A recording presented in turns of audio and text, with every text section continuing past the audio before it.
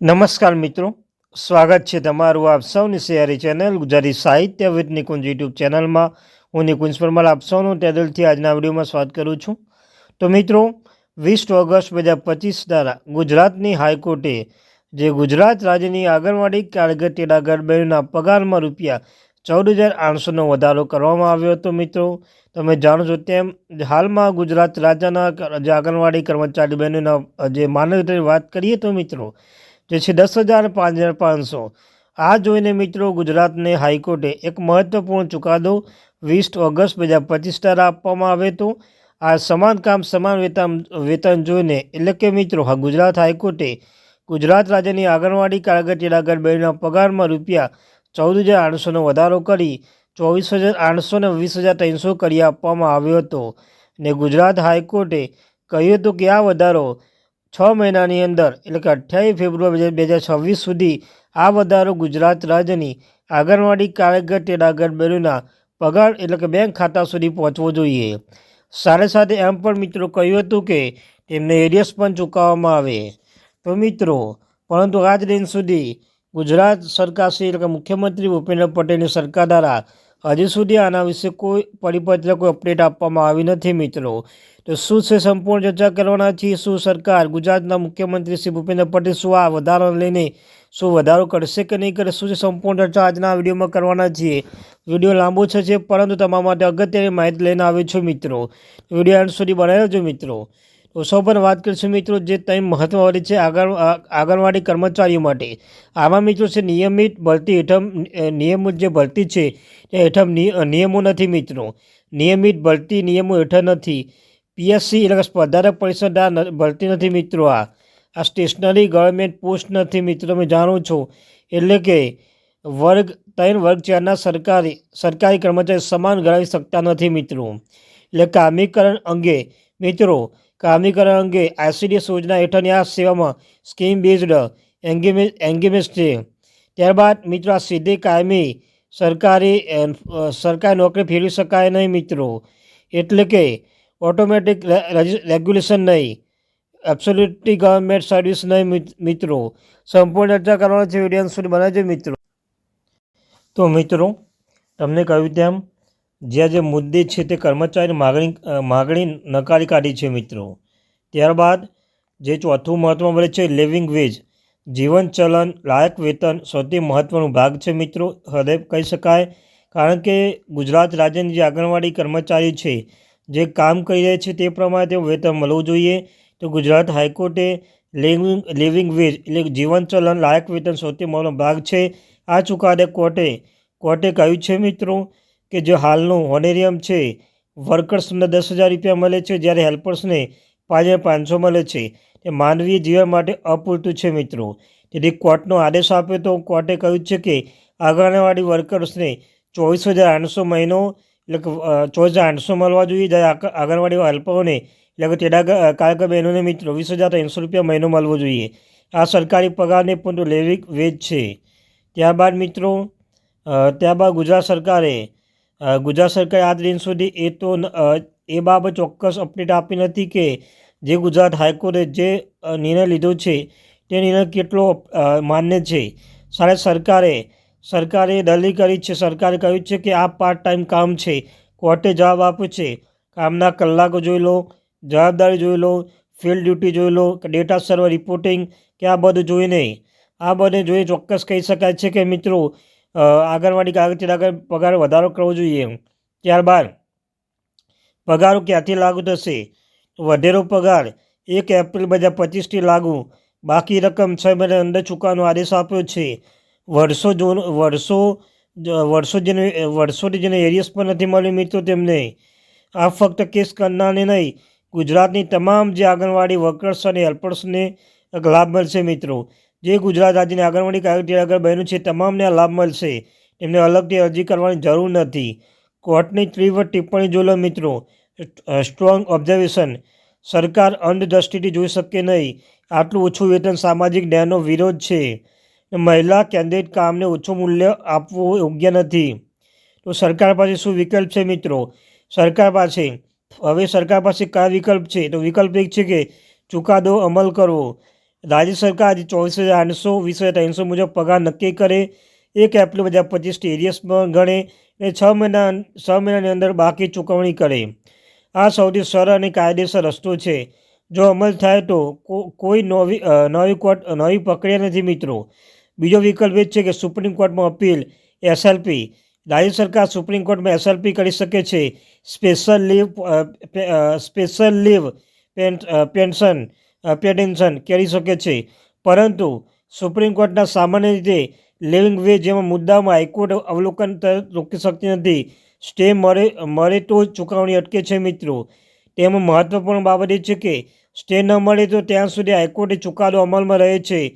ત્રીજો વિકલ્પ છે આંશિક અમલ, નવી નીતિ. સરકારે સંપૂર્ણ 24,800ના બદલે નવી રિવાઇઝડ ઓરેનિયમ પોલિસી જાહેર કરવાનો પ્રયાસ કરી શકે છે મિત્રો. પણ કોર્ટનો આદેશથી ઓછું વેતન રાખે તો ફરી અવમાનનો કેસ જોખમ બની શકે છે મિત્રો. ત્યારબાદ સરકાર અમલ ન કરે તો આંગણવાડી બહેનો શું કરી શકે છે? પહેલો મિત્રો, અવમાન અરજી.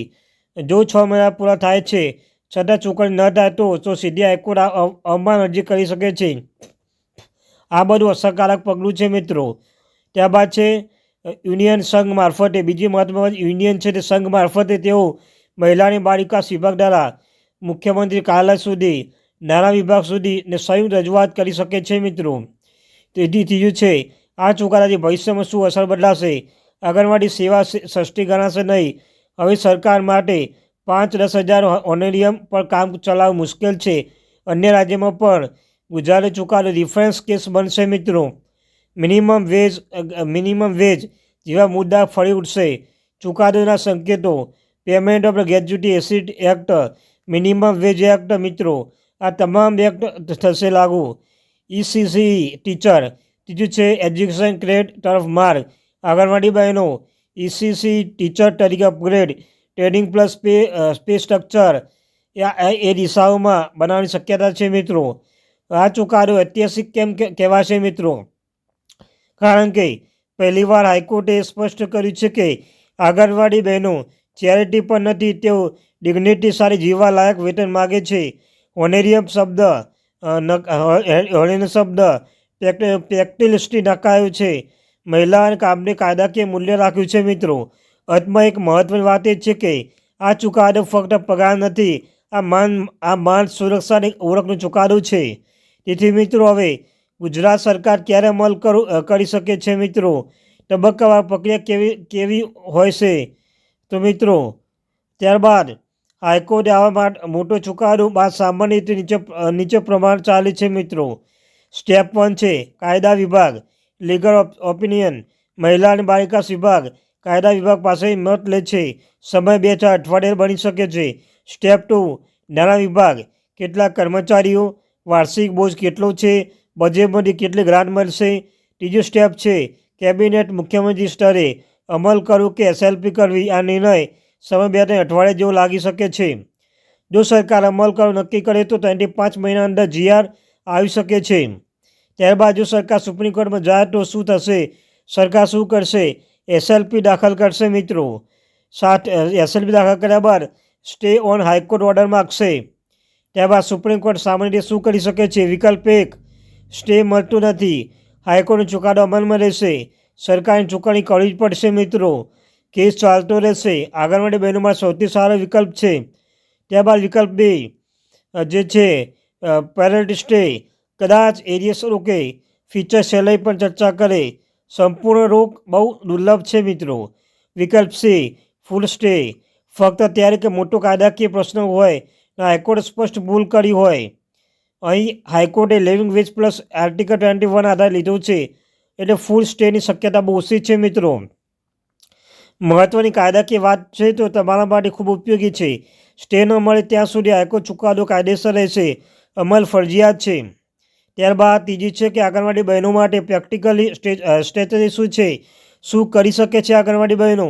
યુનિયન દ્વારા લેખિત રજૂઆત કરી શકે છે. જિલ્લા સ્તરે DPO, CDPOની રજૂઆત કરી શકે છે. 6 મહિના પૂરા થયા બાદ ત્યારબાદ મિત્રો કોન્ટેમ્પ્ટ પેનલ્ટી માટે તૈયાર રહેવું જોઈએ. આગળના 1-2 વર્ષમાં શું શક્ય છે? Revise honorarium policy, ECCE teacher teacher તરફ ખસવાની શરૂઆત છે. ત્યારબાદ ગ્રેજ્યુટી, સોશિયલ સિક્યુરિટી પણ મુદ્દા કોર્ટમાં છે. ટૂંકમાં એક લાઇનમાં તમને કહી દઈએ મિત્રો, પગાર વધારો હવે રાજકીય ઈચ્છા નહીં, કાયદાકીય ફરજ બની ગયું છે. તો એમાં શું છે મિત્રો, કન્ટેમ્પ્ટ ઓફ ધ કોર્ટ શું છે અને કેમ જરૂરી છે. કોર્ટના અધિકારી ઓર્ડર જુદાવવાના આદેશ ન માનવું, ન્યાયમંડળ આપેલો આદેશ અમલમાં ન આવે, ક્યારે જરૂર બની શકે છે. 6 મહિના પૂરા થાય, સરકાર લીવ વેજ 24,800 ન આપે ને આદેશ ન ચૂકવે ત્યારે બની શકે છે. કેવી રીતે કોન્ટ્રાક્ટ પેનલ્ટી ફાઇલ તૈયાર થાય. પહેલું છે યુનિયન સામૂહિક અરજી, આગળ વર્કર હેલ્પર યુનિયન દ્વારા. બીજું છે હાઈકોર્ટમાં ફાઇલ, હાઈકોર્ટની રિવાઇઝ મોટી complete penalty CP, government officer notice મોકલવું. ત્યારબાદ મિત્રો ચોથું છે કે ત્રીજું છે કે ગવર્મેન્ટ ઓફિસ નોટિસ મોકલવું અને હાઈકોર્ટે પ્રમાણે જવાબ આપવો ફરજ છે. સુનાવણી, હિયરિંગ, કોર્ટ જો ચુકાદો ના અમલમાં આવે તો એમને વોર્નિંગ મળી શકે છે, પેનલ્ટી મળી શકે, જેલ થઈ શકે છે. સામાન્ય રીતે સમાધાન પહેલાં હાઈકોર્ટે 100 કેસ નોટિસ મોકલે છે. ત્યારબાદ કમ્પ્લેટ પેનલ્ટીમાં દર્શાવવામાં આવતી મુખ્ય બાબતો, high court decision, date of para સંદર્ભ, પેમેન્ટના રકમ અને તારીખ, એરિયસ રકમ ગણતરી સાથે. ચોથી છે એટેમ્પ્ટ પ્રૂફ કે GR ઇમ્પ્લિમેન્ટની આજ સુધી નથી થયું.